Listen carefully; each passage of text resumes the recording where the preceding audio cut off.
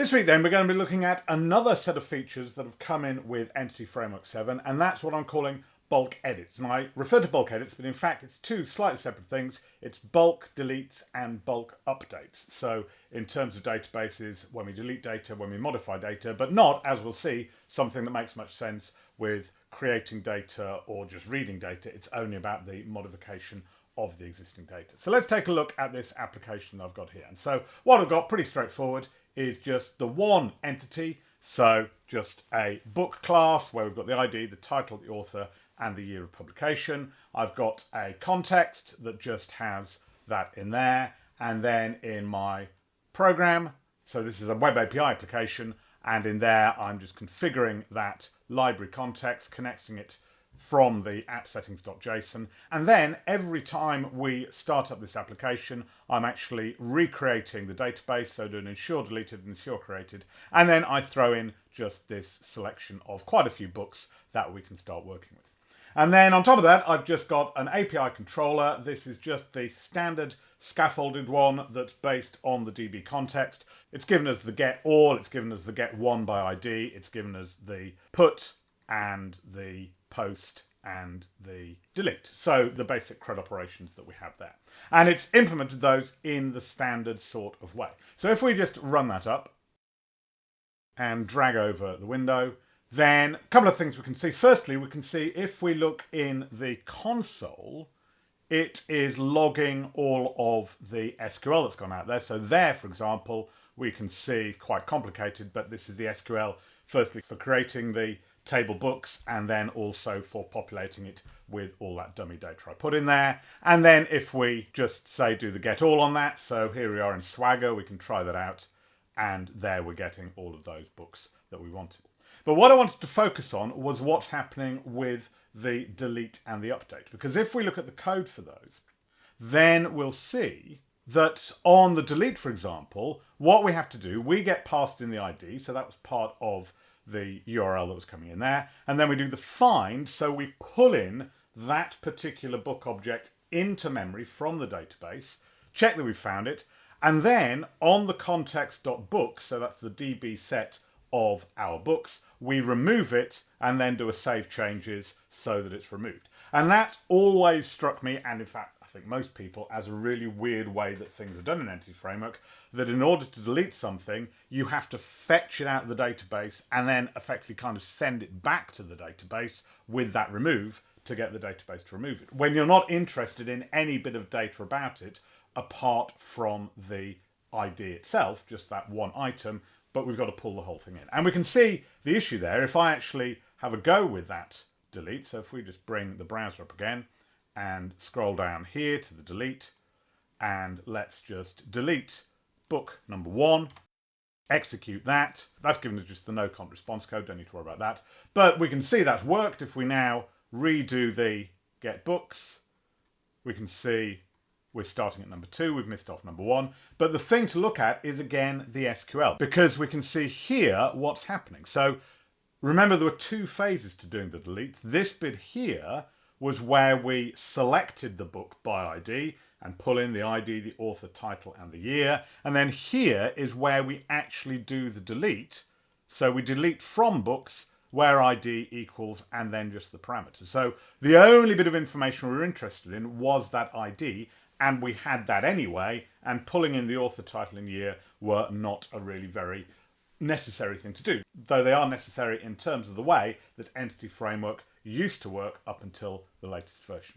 Let's actually look at something even worse than that, because suppose rather than doing a single delete, we wanted to delete multiple items. So let's go to the code and let's put in a new endpoint, and we're going to have this as a delete. So I'll steal a little bit of that code.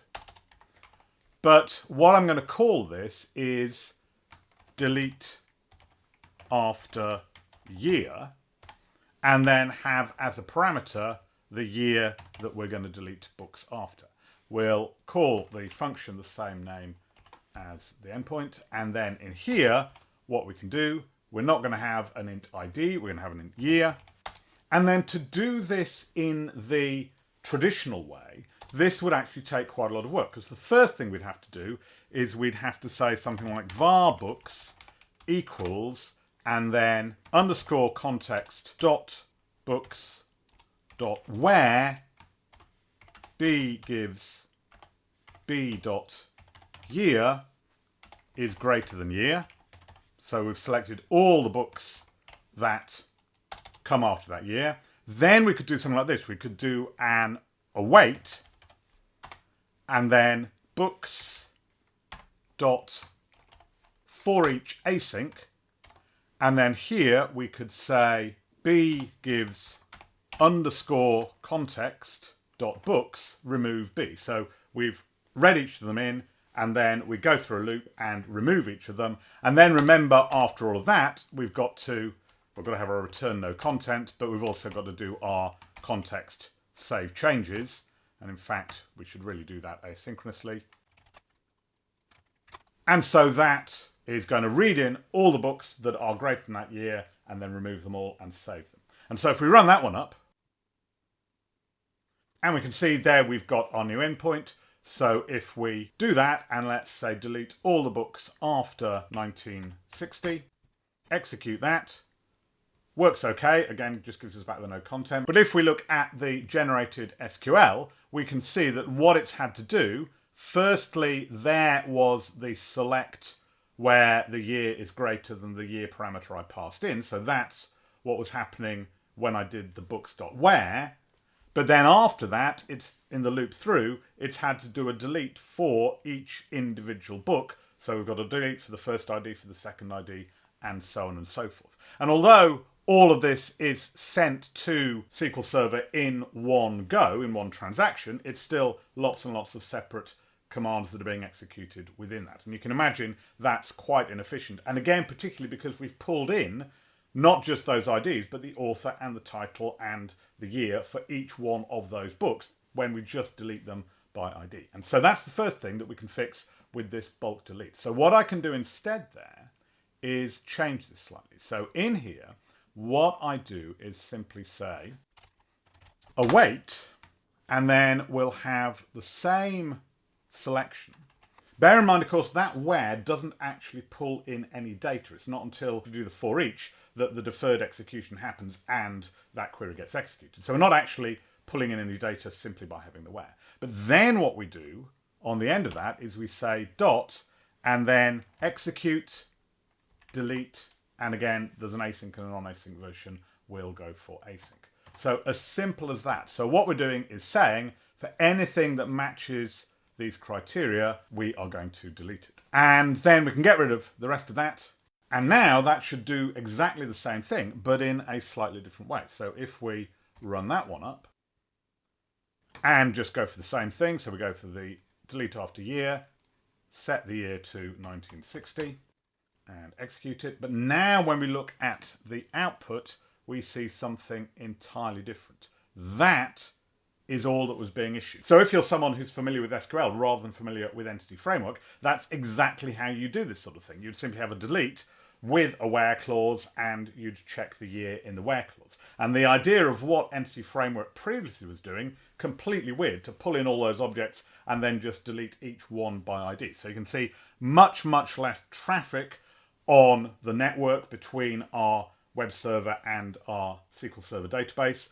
In terms of the actual SQL Server, or whatever your database is, execution of that query, you'd expect it to be a bit more efficient, but that's not really the big issue. It's the amount of transfer of data between the two that's really important as to what's going on there. So much, much neater and actually a little bit easier to code. There's a couple of things to watch out for there, however. One is, when I was putting that together, I actually left in that save changes, because that is, throughout the history of Entity Framework, what you've always had to do when you make a modification. Nothing actually happens in the database until you do the save changes, and that's when it gets turned into SQL and sent to the database. But actually, when you're doing something like this execute delete async, it happens immediately.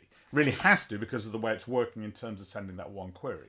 So we don't need the save changes. It was completely unnecessary there. Be aware of that. There's no going back, really. Once you've done that execute delete async, it's happened already. So let's just run that again, just to emphasize that point. And so just do exactly the same thing. and look at the behavior here. And again, that delete was happening when we did the execute delete async. No need for the save changes. Now actually, even where we're doing the single delete, the delete by ID, it could well still be more efficient to do the same sort of thing. So what we could do here, if we just, again, nick that bit of code, but change that simply to where b.id equals ID, and then we can get rid of all of the rest of it, then although it's not going to be as big a benefit, that is going to give us the similar sort of advantage on the delete by ID. So if I just go in there and delete ID number 1 again, remember we're refreshing the database every time, we can see that that works. And again, if we look at the SQL, although it's not going to be as big a saving, it still managed to do it just with that one single delete. So that's probably a good idea even when you're just doing a single item that you're deleting, though clearly not as big a benefit. However, what I missed out there, you might have noticed if we just do a few Control-Zs, was we had this check, well, what if we didn't find anything that matched that particular ID?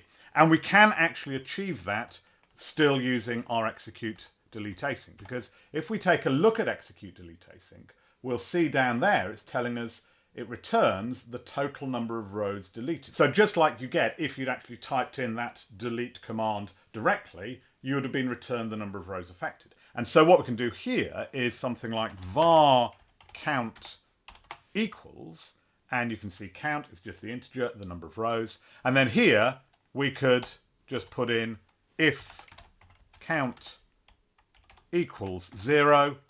So if no rows have been affected, then we're going to do a return of not found. Otherwise, return no content. No, we could have probably had a better return code, but let's just keep it simple. That was what was generated by the scaffold. But now if we run that up and we do a delete, and this time let's do it for a number that doesn't exist.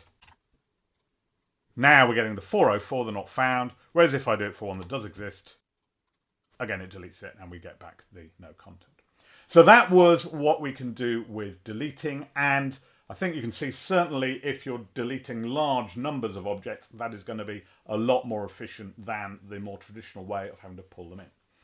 But this also applies to the area of updates as well, because again, if we look at how the update works here, so that's going to be on our put up here, we effectively do the same sort of thing. So we have the book being read in from the put request coming from the client, and then basically we set its state as modified and then save all of that data back there. So a book, remember, consists of the ID, the author, the title, and the year of publication.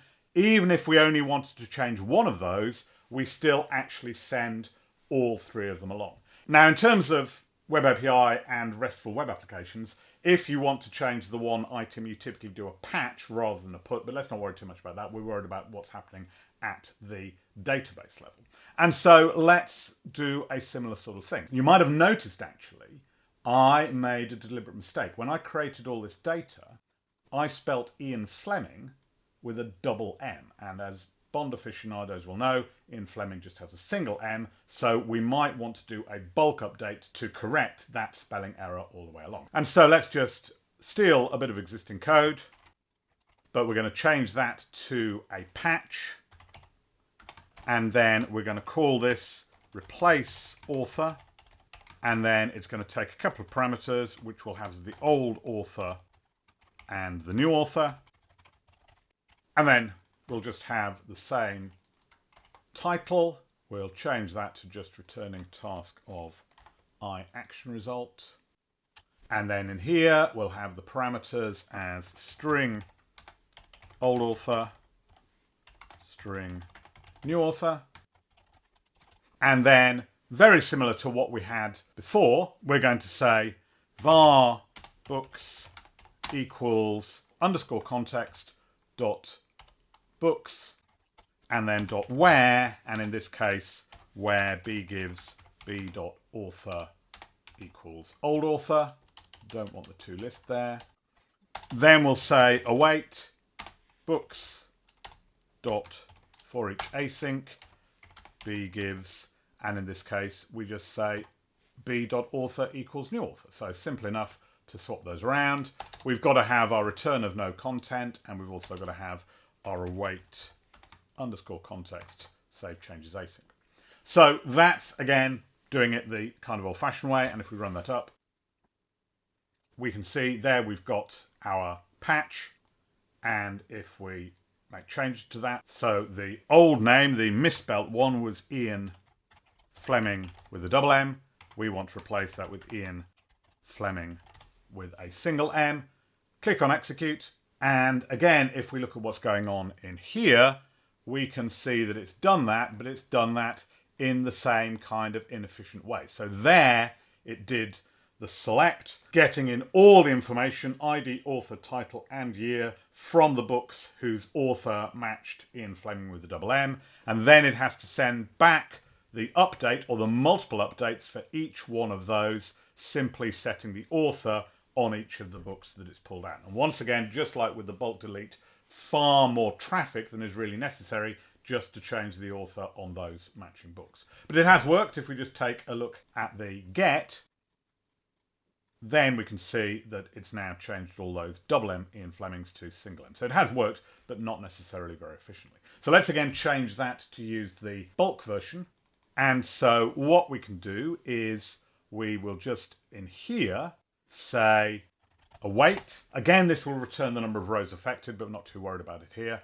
And where, so we've found all the books where the author is the old author. And then what we have to do is a dot, and this time we do the execute update async. But of course, it's a bit more complicated than a delete because we've got to define what we're actually going to update, which one of the columns. And then I'm going to say O gives, and then it's a bit more complicated because this O is not actually a book. It's this thing called a set property calls object, which allows us to change the value of a particular property, a particular column. So I do that dot set property, and then this is quite complicated because it takes two parameters. The first thing is the property that you want to change. So that's going to be a selector. So B, this time is for book, gives B dot author. So we're changing the value of author, and we're changing it to, and again, another lambda. And in this case, what we want to change it to is just new author. Okay, so we don't simply have the one lambda that says b.author equals new author. It's not able to work like that. This one simply says what is the column, the property that we want to change, and this one says what we want to change it to. And you might wonder, why do we need that book parameter in there at all? Well, if we wanted to do a modification, so if we wanted to say something like changing it to maybe $ and then sir and then b.author. So there we've got each one will be changed to sir. So basically that's what's being changed, and that's what we're changing it to. But in this case, we don't need to change it based on the old one. We're just going to set it to that new author value. So that's what you have to do. Now there, obviously, we're just changing the one property. If you want to change multiple properties, it's pretty simple. You can just concatenate it. So that set property is returning the object itself. So we can just do another set property and another set property if you wanted to do multiple changes rather than just changing the single item. And so that's it. Again, there's no need for a save changes or anything else. So just that on its own is going to select the books matching the old author, and then for each one of those, it's going to set the property author to the value new author. Actually, strictly speaking, we probably should use a discard there just to make it clear to everybody that on that one, we're not really interested in what it is that's going through there. Okay, and so now if we run that one up, remember that it's recreated the database, so we've got the misspelt Flemings back in there again. But if we do the patch here and change that from Ian Fleming with a double M to Ian Fleming with a single M and click the execute and then look at what's going on in here. There we can see fantastically more simple. So just update where the author was the misspelled author with the double M and set it to the new one. So that's all that we need to send to the database. Absolutely fine. And so you can see that in the right circumstances, these bulk deletes, bulk updates can really improve performance quite a lot. There are one or two slight drawbacks to them. We've seen already that the fact is you don't have the save changes, so you've got slightly less control about changing your mind if something's gone wrong, though you could put a transaction around this and deal with it in that way if you want to do your own transactions. The other problem, though, that you may face is the fact that when you use either the execute update or the execute delete, it does not track those changes on any existing objects. Let me show you what I mean by that. So if we just go back to the original version that wasn't using the execute update, which was therefore inefficient. But if I do something like this, let's take that right back. So as we had it there, so where it's pulling in all of the matching books and then changing them and saving the changes. Suppose we'd done something like this. Suppose we had originally said var all books equals, and then just got hold of the list of books. And then, bit odd thing to do, but just to show what's happening, let's not return no content. Let's actually return that list of all books. Okay, so we read in all the books. We then modify the author on those books that match the old author and submit that to the database, and then we look at the all books. And if I do that and do our patch, so we go Ian Fleming with a double M, Ian Fleming with a single M, and execute that, it still makes the changes in that inefficient way, but then it returns the books, and you can see that it has got the correct spelling of Ian Fleming. So although I pulled in the books before I modified them, because it's all working through the same context, all of those book objects are tracked, and any changes that I make are going to be tracked, and therefore the books in memory are updated as well as the books in the database. But if I were to change that, so let me just change that back to the Entity Framework 7 version. So here we're going to put in an await on this, and then having done the where, we're going to do a dot execute update async, and remember we had o gives o dot set property, and then b gives b dot author, comma discard gives new author, and then close a couple of brackets. So that was doing it the new way. But now if we run that and we do our patch and execute, we get back the results, but we've got the old value of Ian Fleming. Now it has still correctly updated the database, because if we do a fresh get, we can see down here that it's got the correct Ian Fleming with only the 1M, but here it hasn't got it. And the reason is that it pulled in all the books, but they weren't tracked, so this change is kind of bypassing the tracking mechanism that Entity Framework has, going straight to the database, but because it's not ever looked up those books directly, the books that were in the all books as well, therefore it doesn't know to keep those up to date. And so that's something to watch out for. In this case, it's a pretty easy fix. If we just remove that toList async and put it in there, then remember it's on the toList that the deferred execution happens. And so if we run that one and do the same sort of thing, we can see this time it's worked. We've got the single M because we didn't actually execute that all books query until later on, until after that change had been made. So you can get around it, but you've got to put a little bit more thought into what's happening. Now, with a web type application, that doesn't normally matter so much because we have these very discrete actions. You don't very often do an update and a get in the same operation. We have them separately. We have the get up the top here. So it shouldn't matter too much, but it's just something to watch out for. So that's it. Two very nice features in terms of performance that we have with Entity Framework 7. The ability to do bulk deletes and also to do bulk updates. A few other considerations to think about around those, but I think they make more sense in terms of the way that people generally use databases, use SQL, and certainly can give you some performance improvements. So, hope you enjoyed that. There'll be more on Entity Framework 7 in the next video. But if you want to see that, do click like, do subscribe. I'll see you next time.